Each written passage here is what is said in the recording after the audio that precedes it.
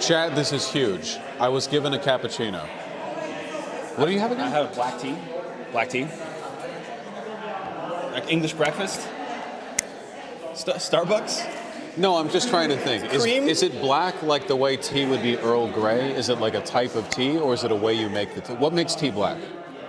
Does that mean like nothing in it, the way black coffee is? Yes. Oh, okay. Wait, what would you put into tea? Cream. Sugar. Just the same thing as coffee, really. I didn't know people did that. Yeah, it's a lot like coffee, except less Disgusting. caffeine. Yeah. Yeah. Yeah, I'm not trying to do the American chauvinism thing. I genuinely can't stand it. It really struck me how American you are when I met you. I was like, this is what Americans like. You're wearing a baseball cap. I'm not. Baseball cap referencing an American political figure, as a matter of fact. That's true, but this is just me trying to blend in. Gotcha. Yeah, I like being American. Yeah, I hate the country, you know, like it's the big one. Interesting. How do you square that? I don't know. Okay, this might be a chauvinist opinion of mine. Felt because people always say, you know, oh, you should live here, whatever. The Netherlands, Spain, and I mean, I could, but I always feel like in those countries, you hear about the news locally, and it's in American politics or world politics, you know. Yeah. Important stuff happens here. It That's just feels true. nice to be at the center a little bit. As a Canadian, I didn't know about American politics. I just thought that Barack Obama guy was my guy or something. Yeah, literally, it's like the fucking American cultural hegemony stretches the world and hits everyone.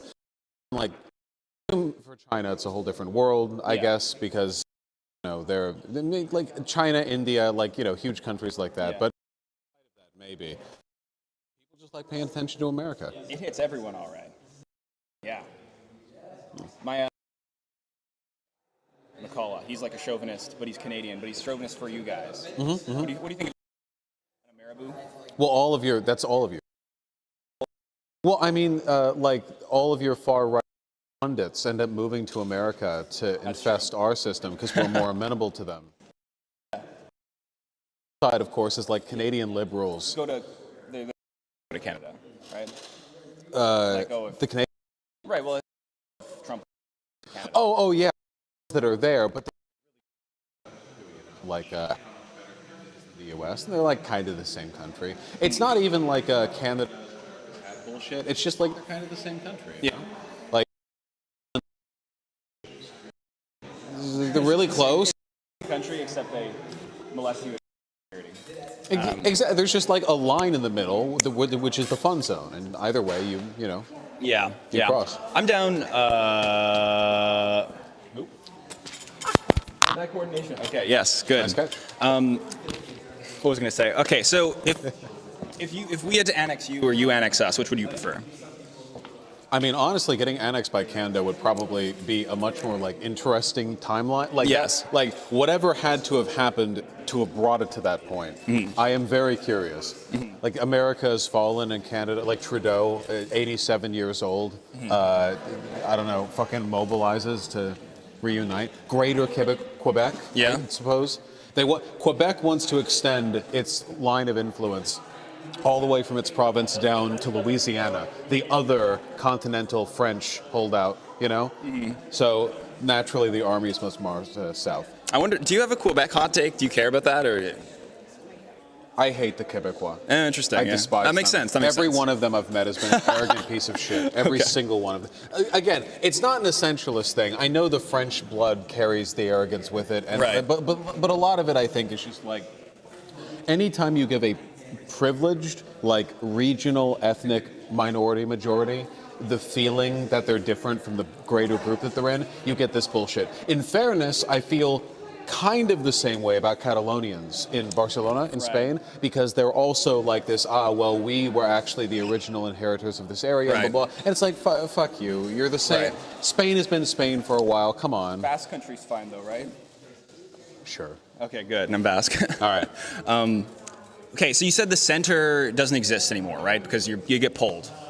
Your whole channel was about how the center doesn't exist anymore. Still is, right? I don't know. I just do whatever I want. But there's the message there, right? Like the center is just a fake, like an optical illusion, because you can't triangulate a point between two sides. Yeah, and it doesn't exist in the current environment anymore. No, just to stay in the same spot, you have to sprint.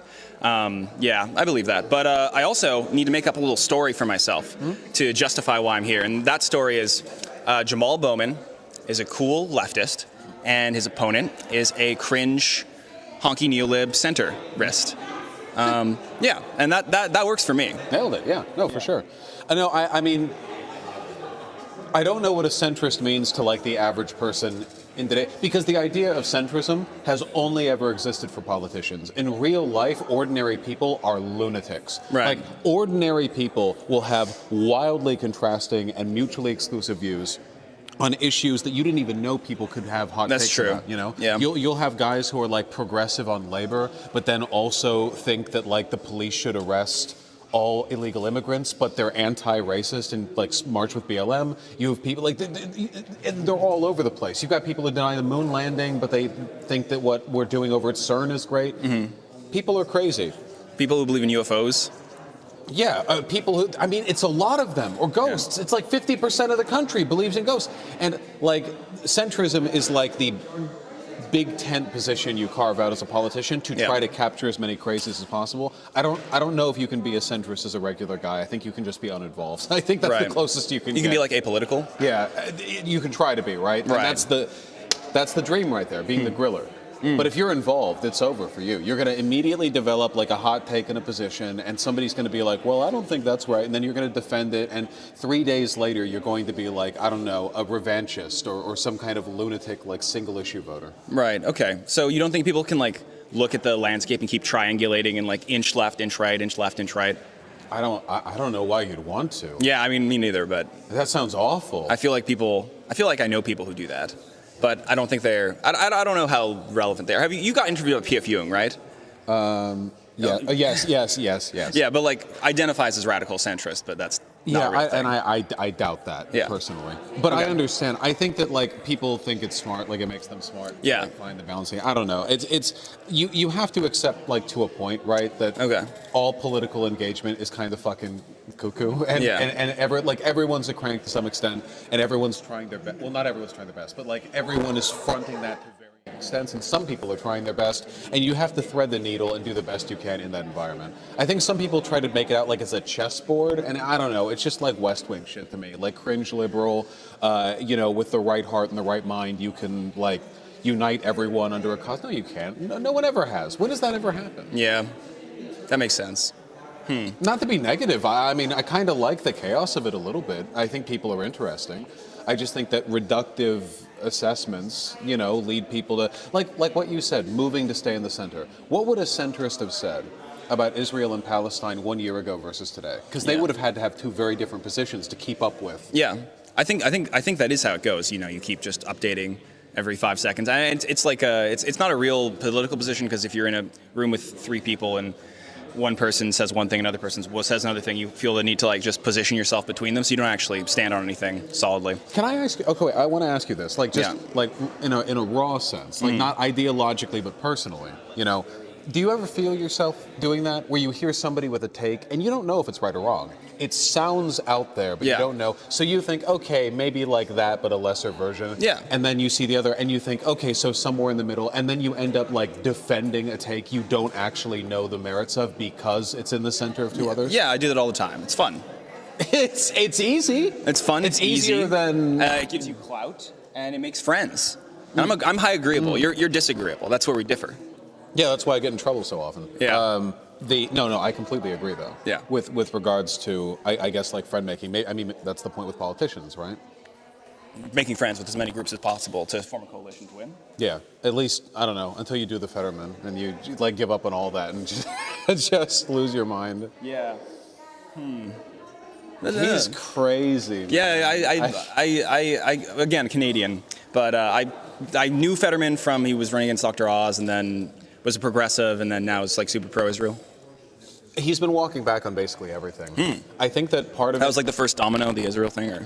Yeah, I think part of it is APAC money. And I think the larger part of it is that he was always an unstable and angry person, and that has been exacerbated by the stroke. Okay. Because he said some wild stuff recently too. Like not just I'm not a progressive, but he's been like walking back on everything. Like all of his positions are falling in.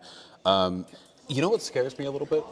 The belief that it's not always grifting when that happens, and people are just naturally crazy. Because to me, the grifting thing, that's like me imposing order on the universe. Yeah. The reason people do this is because, like they were paid off, or like there was an incentive. Yeah, I agree. I think the grifting allegation is overplayed for sure. Yeah. Sometimes people are just kind of wacky. Yeah. Yeah, and sometimes people grift in a way where it's not actually financially beneficial for them sometimes, and then they're still called grifters. Yeah. Where's all this money coming from against Jamal? Well, APAC has a bunch of like super wealthy donors. Most of them are like, I don't know if I can say most of them, because in America, of course, it's all dark money, right? Like a lot of this stuff doesn't get, de-anonymized, but they're like Christian evangelicals, business moguls, that kind of thing. APAC's usually gone after left-leaning candidates, so the excuse is always the Israel thing. In practice, they just get conservatives in, Okay. Or at most moderate liberals when the other option would be a very progressive liberal. Okay. It's kind of scary. I don't know. And do they are they pushing right as far as they can, or are they more of like a status quo, maintain the order? They're pushing pretty far right. Yeah? They've gotten some Gen 6 people. Okay. They've pushed for. I think that Latimer is about as far right as they could go here with any chance of him winning. Like that was the safe bet between viability and pushing against the progressivism. Okay, yeah. Well, thank you for having me on your stream, Vaush. Yeah, the tight schedule of PV, they're efficient, Yeah. Really, though, it's nice to meet you. Yeah, nice to meet you as well. And Yeah. I'll continue to see. You're here for the full? I'm here for the full thing, yeah. Wonderful, then I'll see you tons. Okay. Yeah, absolutely. Okay. I'll see you soon. Thank you again. Yeah, thank you.